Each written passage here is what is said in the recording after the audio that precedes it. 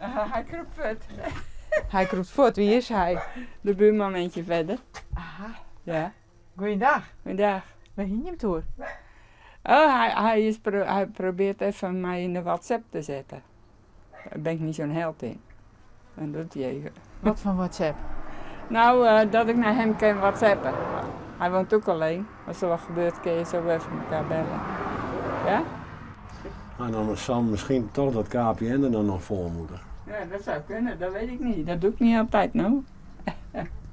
Oh, je hebt wat gedoe om de goede wifi-code te vinden. Ja. Je bent het zijn held in die moderne ding? Nee. Ik baal er soms van, je. Van de ING ook. We willen ook alles dat je het per telefoon doet. Nou, ik ben blij dat ik bellen kan. Toch?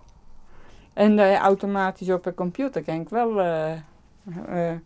de bank doen. Maar ik heb geen zin om dat ook nog eens met de telefoon te leren. Mag ik vragen hoe hard je binnen? 73 van de week. Lokwenske. Ja. Dus, maar ja, dan heb je er allemaal geen zin meer in. En dan verhoren ze het weg. En dan, nou dat weet ik maar, hoe heet dat nou weer? Oh, hoe heet dat? Ja, dat is een seniorenmoment noemen ze dat. Als je het even net weet. Nee, ik zie altijd dingen, nou, het is zo erg.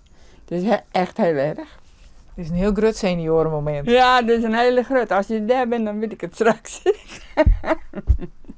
ja, nee. En waar kwam nou op het idee om een appje met hem te maken? Nou, hij kan krijgen. Ik geef hem van de week. Ja, hij krijgt wel eens wat ik ervan me.